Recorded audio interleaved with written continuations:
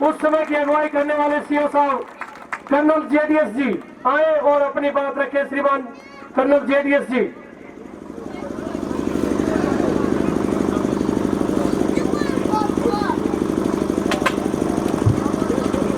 मेरी तरफ से सबको राम राम।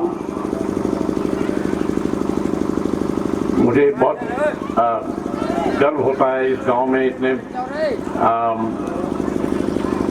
बलिवान लोग रहते हैं। इससे पहले कि मैं और कुछ बताऊं, एक बात मैं बताना चाहता हूं कि 65 में मैं 7th कैवलरी में नहीं लड़ा था। मैं लड़ा था एज अ सिविलियन, उसका मेडल मेरे को मिला है। पर 65 में मेरे पिताजी कमान कर रहे थे, जो अभी नहीं है इस दुनिया में।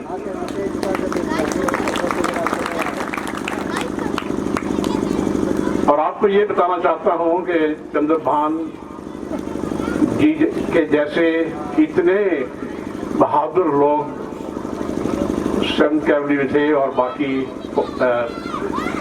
पलटनों में भी थे।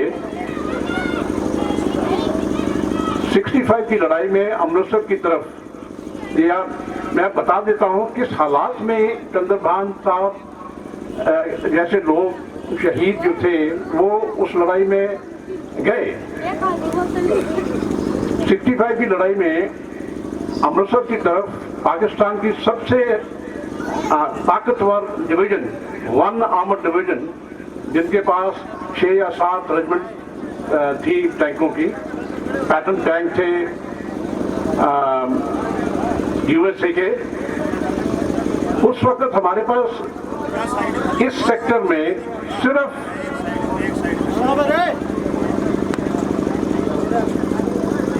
सिर्फ एक ही टैंक रेजिमेंट थी जो कि उनके टैंकों को बर्बाद कर सकती थी, वो थी 3rd कैवलरी। उसके अलावा डेक्कन हॉर्स था और एक स्क्वाड्रन था 8th कैवलरी का। तो ऐसी हालात होगी जब दुश्मन का एक डिवीजन आई तो आर्मी हेडक्वार्टर में ये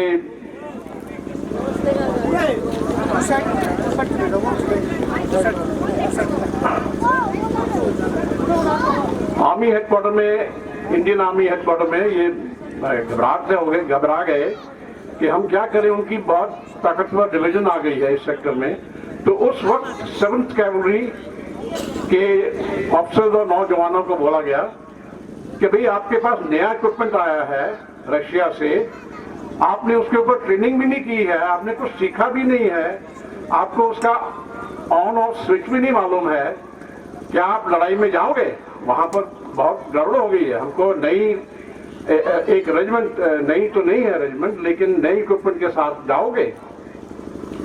तो उन्होंने कहा हाँ हम जाएंगे। और नतीजा ये हुआ कि 7th कैवलरी के जाने के वजह से और जो असदुद्दुर में लड़ाई हुई थी 3rd कैवलरी के साथ, उसकी वजह से पाकिस्तान ने अपनी 1 आर्मर्ड डिवीजन उस सेक्टर से हटा दी। आप अंदाजा लगाइए कि चंद्रभान जैसे जो शहीद हैं, इनकी वजह से, जो कि अपनी छाती सीना खड़ा करके लड़ाई में गए नए इक्विपमेंट के साथ, डरे नहीं और शहीद हुए। और मैं आप सबको मुबारकबाद देता हूं कि इस गांव और इस हरियाणा से इतने बहादुर लोग फौज में देश की सेवा की है और शहीद भी हुए हैं। आप सबको मुबारकबाद और शहीद चंद्रभान को सलाम और उनके परिवार सुखी रहे। राम राम। स्वर्गीय भाई चंद्रभान साहू की मूर्ति स्थापित करने के लिए अब मैं बतलाऊंगा उन्होंने क्या क्या काम किया। वो बड़ा सच्चा आदमी था, मेरे साथ था, मेरा उसका 4 महीने का गैप था भर्ती होने का और तकरीबन 7 थे, चाइना लड़ाई में भी और पाकिस्तान लड़ाई में भी। बड़ा ईमानदार, आपके गांव का नाम किया उन्होंने। और गवर्नमेंट का वफादार आदमी। धन्य हो रालीले गांव को जो इतने अच्छे पुत्र जनते।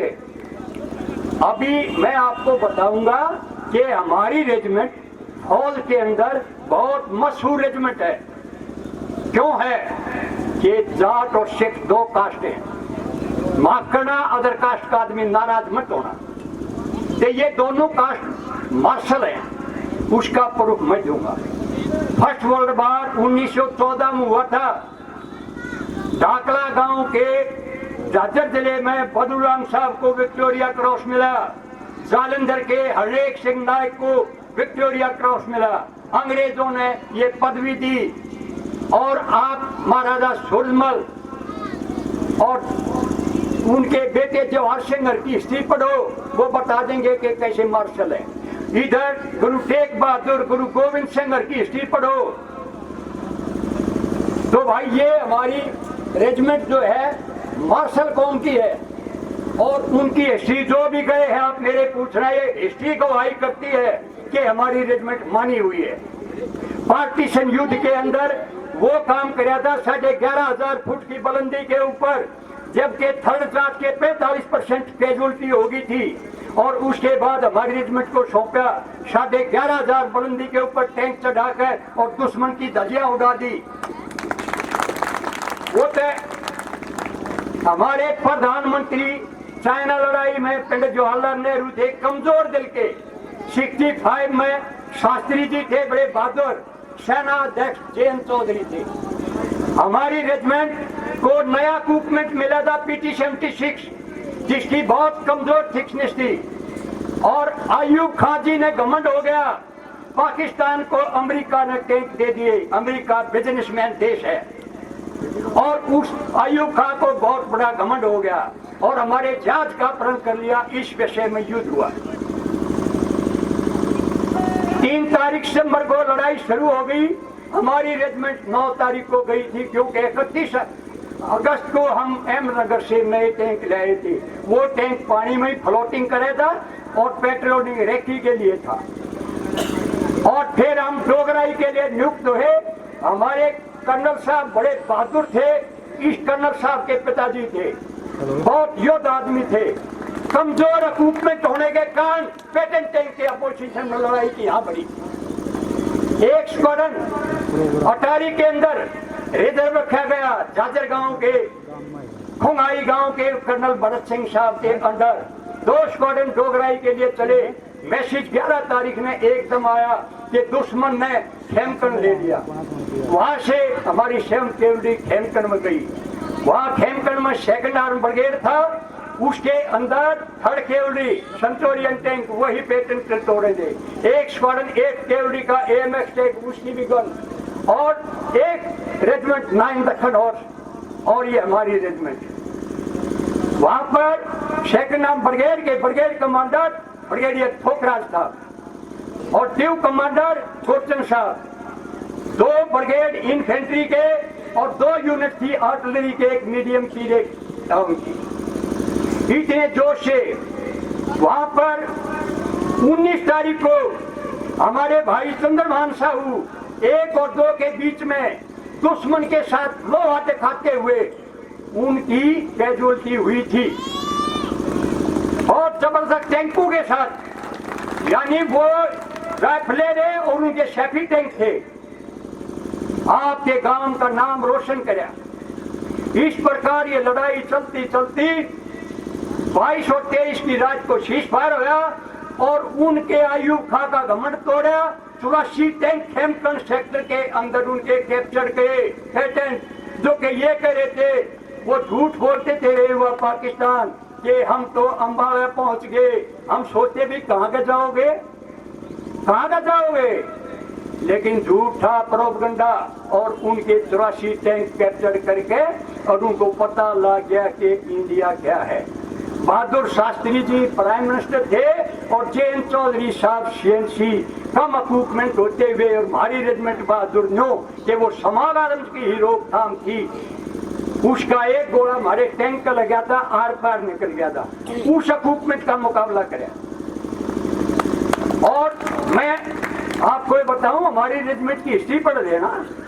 दूसरी बात, मैं अभी आपको बोलूंगा, चंद्रभान आप कहोगे अमर रहे, चंद्रभान साहू, चंद्रभान साहू। अभी आप मेरे साथ हमारी रेजिमेंट की जय बोलना, 7th लाइट केवड़ी की, 7th लाइट केवड़ी की। रानी लगाओ खुश रहो।